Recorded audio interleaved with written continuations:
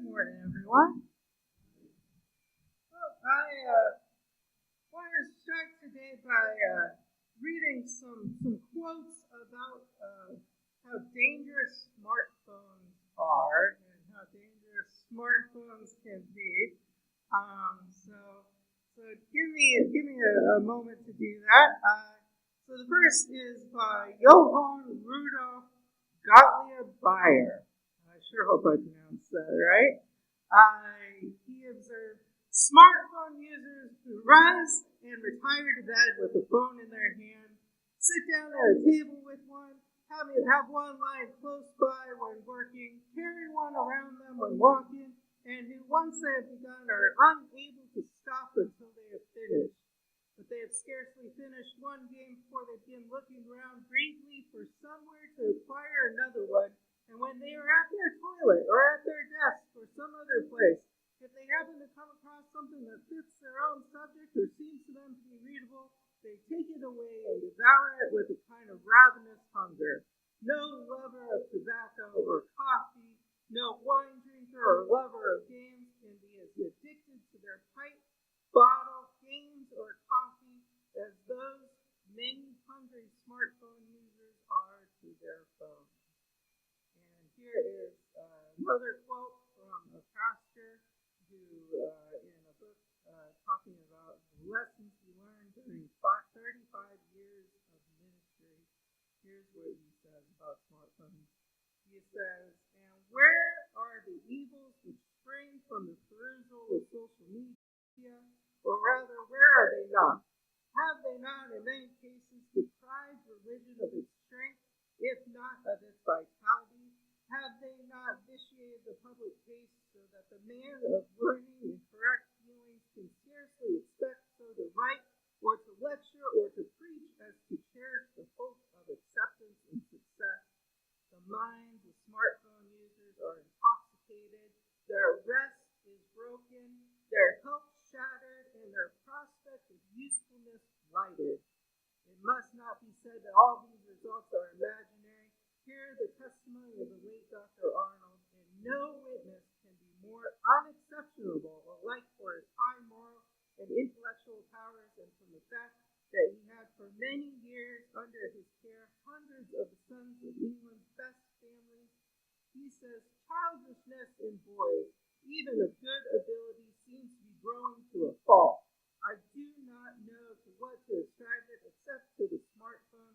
These completely satisfy all the intellectual appetite of a boy and leave him totally palled, not only for his regular work, but for literature of all sorts, even for history and poetry.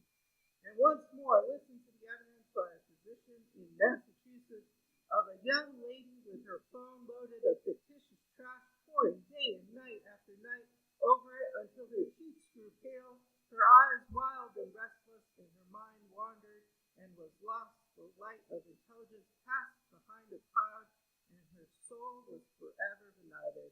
She was insane, incurably insane from using her phone." All right. You probably guessed that I'm pulling something on you, right? That these quotes aren't about smartphones, right? They are real quotes.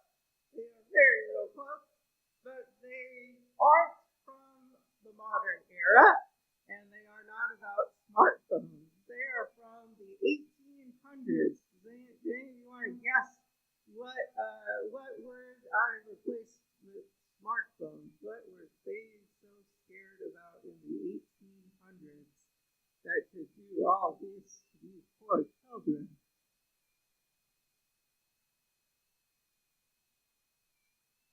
Novels is the correct answer. They were terrified of the horrible effect of novels. They would find them reading it everywhere, even on the toilet. I mean, how could they? And, it just made boys become weak and girls go utterly insane. Oh, those poor, horrible novels by guys like Arthur Conan Doyle and Charles Dickens. They were destroying the youth of today.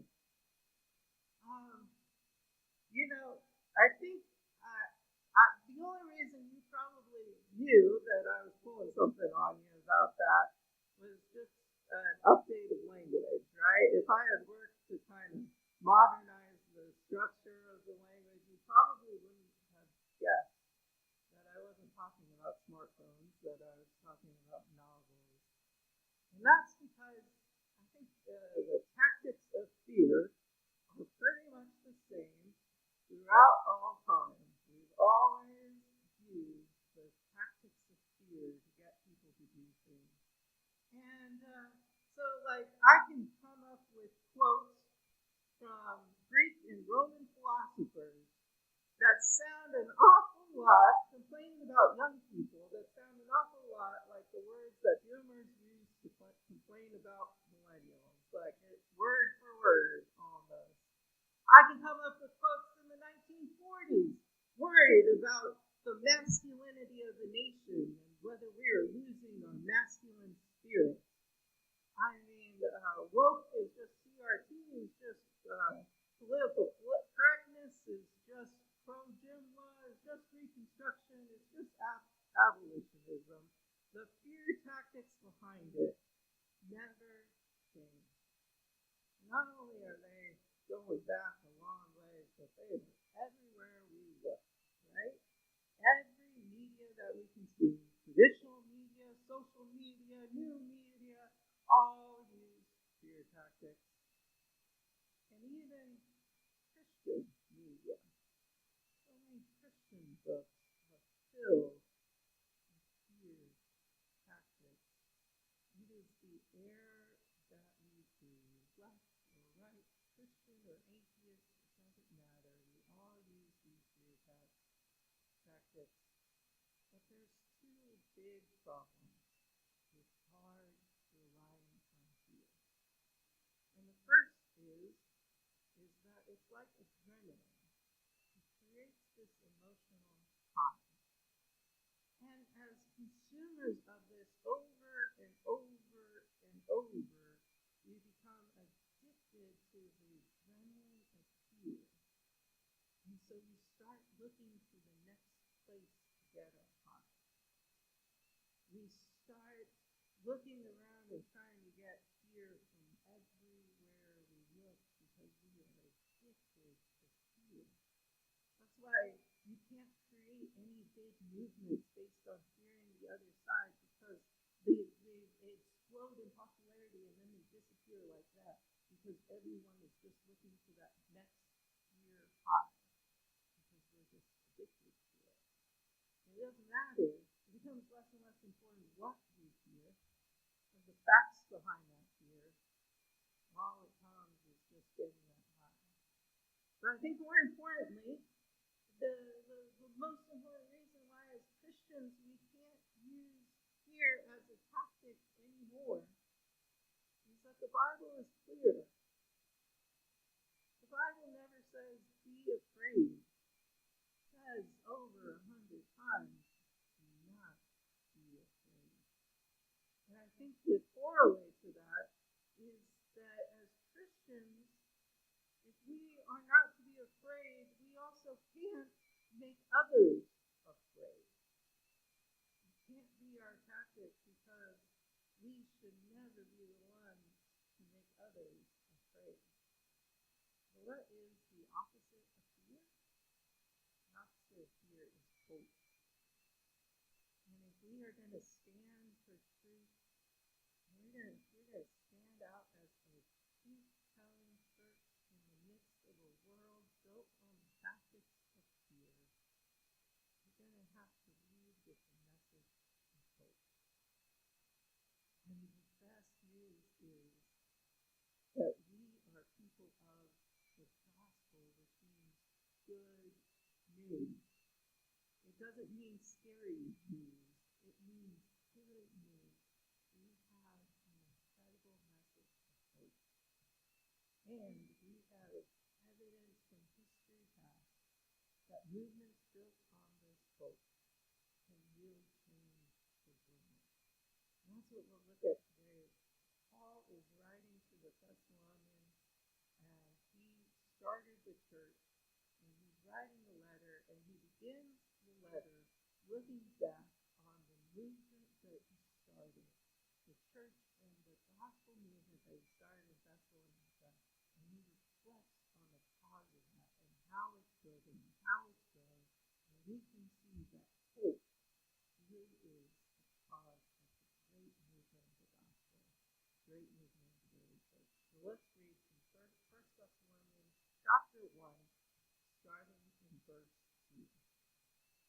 We always thank God for all of you and continually mention you in our prayers. We remember before our God and Father your work produced by faith, your labor prompted by love, and your endurance inspired by hope in our Lord Jesus Christ. For we know, brothers and sisters, loved by God, that he has chosen you, because our gospel came to you not simply with words, but also with power, with the Holy Spirit and deep conviction. You know how we lived among you for your sakes. You became imitators of us and of the Lord. For you welcomed the message in the midst of severe suffering with the joy given by the Holy Spirit. And so you became a model to all believers in Macedonia and Achaia. The Lord's message rang out from you, from not only in Macedonia and Achaia, your faith in God has become known everywhere. Therefore, we do not need to say anything about it, for they themselves report what kind of reception you gave us. They tell how you turned to God from idols to serve the living and true God, and to wait for his Son from heaven, whom he raised from the dead, Jesus, who rescues us from the coming wrath. So point number 1, hope should inspire our labor.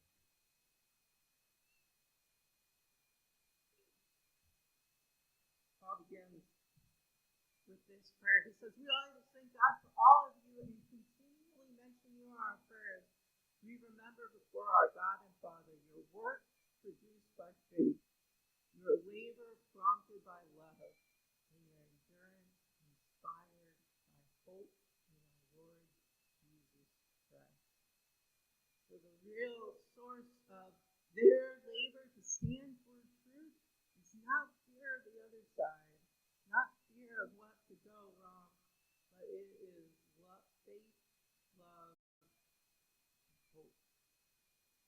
How many of you work a job in your life that you absolutely hated? Yeah. I did. I worked in the Amazon Fulfillment Center for about a year, and I absolutely hated that job. My job was to go around on the cherry picker, go to a location, grab a box, put it in my cage, and go to the next location, grab a box, put it in my cage, and go to the next location, and grab a box, and put it in my cage. It was the most boring 10 hours a day, just doing the same thing over and over again. I absolutely hated my job. And I would like to say that I was a model worker at Amazon Fulfillment Center, that I went over the top every day. But no, I was the bare minimum worker. I actually worked very hard to make sure that I only did the bare minimum of my job. Like break time, you could see the location that you need to get the box, and then it'll tell you the next location to go to get the next box. So around break time, what I would do is I would go to the first location, grab the box, and go to the next location, grab the box, and then go park as close to the break room as I possibly could. And then I would scan the first box. And then I would go to the break room, and I would wait for the very last possible moment to get done with my break before I rushed out and scanned the next box. And then I found my harness and would go. I worked really hard to do the bare minimum because I hated my job. And that is the exact opposite of me right now. I love my job, and it's hard for me to stop thinking about my sermon because I love thinking and planning my sermon out. I feel like Don't think about your sermon right now, Shane. Wait for something else. And that is the difference between labor motivated by hope and labor motivated by fear. Thinking and as Christians, I believe our job really is to stand for truth. Stand for truth in this world. And if you hate that job, you want to do it as minimally as possible. If you want to have as few conversations as possible standing for truth, I wonder if the problem isn't you. I wonder if the problem is the truth that you're trying to stand for. Because if the truth you're trying to stand for is that the creator of the heavens and the earth somehow loved you and created you in his image, he loved you so much that he sent his son to die on the cross to take away your sins and to give you new life, what could possibly make the child of standing for that dreadful?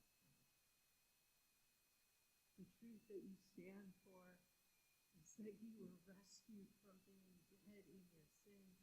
You were freed from a life of darkness, and you were rescued to his marvelous and glorious light. What could possibly make that not a joyful experience every time you get to share that truth? Your truth is that this land isn't our home, and that we have a Savior who is from heaven, that our citizenship is from heaven, and from it we await a Savior, Jesus Christ the righteous, who will transform our bodies into a glorious new body. What could possibly scare you away from declaring that truth? We have such a truth that should fill us with the faith, hope, and love to linger on in our job to stand for the truth. Only we can love that truth more. So hope should inspire our labor, and then the love of God should inspire our hope. Verse 4 says, "For know, brothers and sisters, loved by God, that he has chosen you." And I know what you're thinking. You're thinking, Shane, of course you think that. Your job is to preach to us. Of course we are loved and chosen by God because we are so lovable and amazing. You have it so easy. You don't understand the people I work with.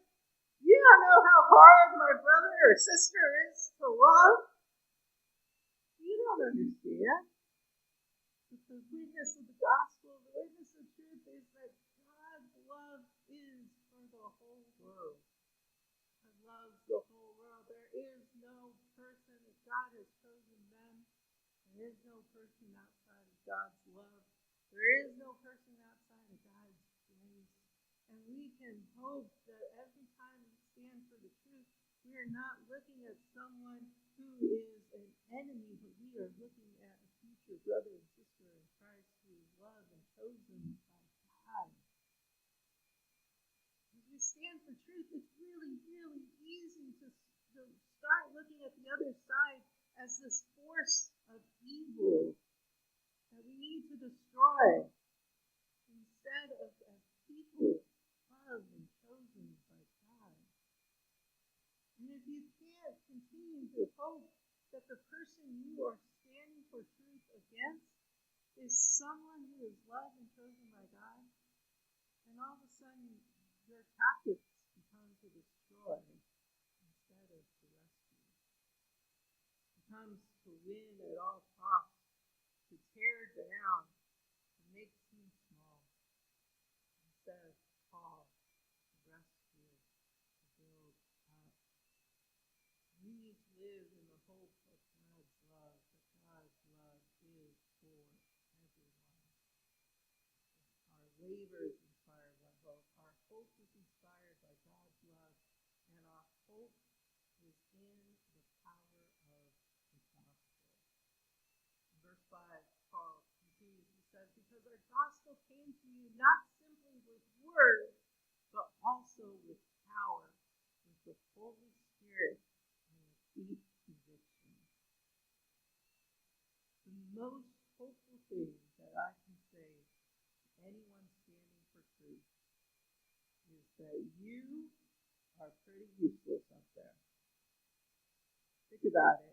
Have you ever heard of anyone say, wow, your Facebook post really changed my mind there? Have you heard of anyone say, wow, I didn't think about it that way because of your incredible arguing? I now believe your side. No, they're pretty useless.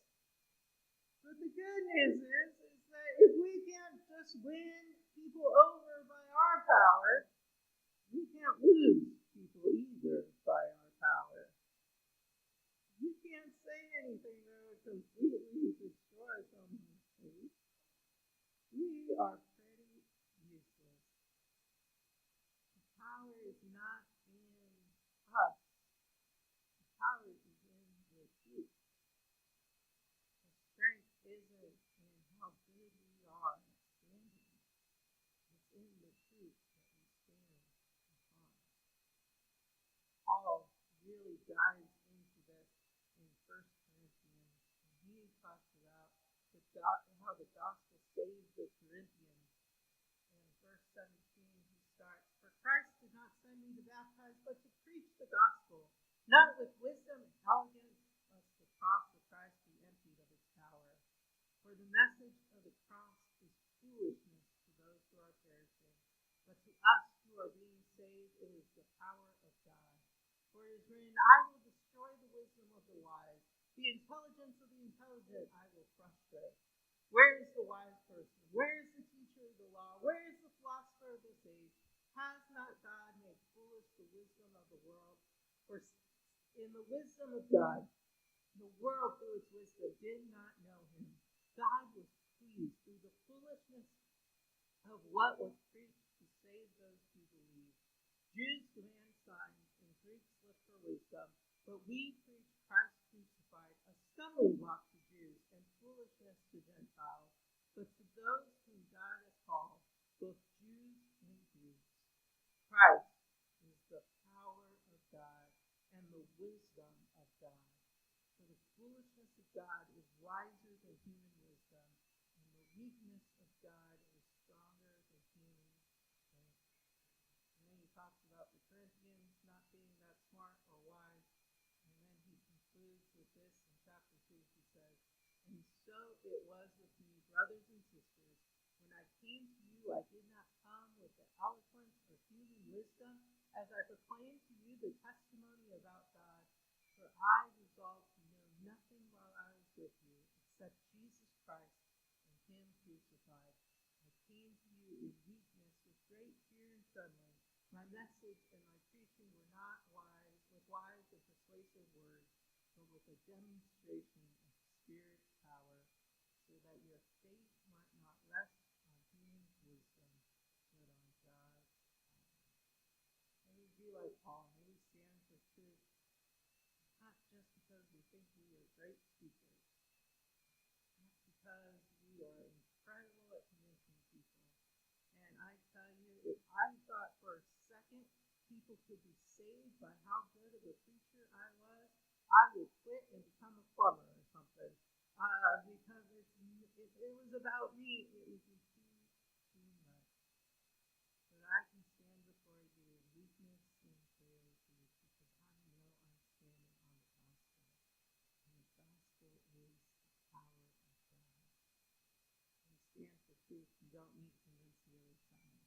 You need to rely on the power of God. So we hope in the love of God. We hope in the power of the gospel. And we hope in the power of a well-lived life. He says, "You know how we lived among you for your sake. You became imitators of us and the Lord, for you welcomed the message in the midst of severe suffering with the joy given by the Holy Spirit.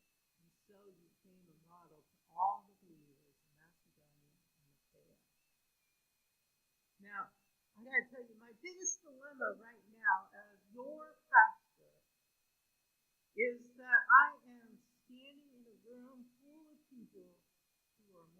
godly, who has lived a much more faithful life for the gospel than I have.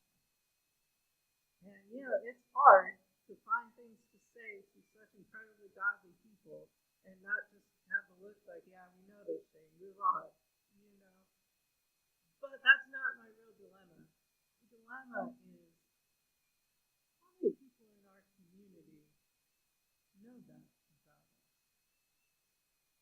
How many people in our community know that Centerville Baptist Church is filled with godly people?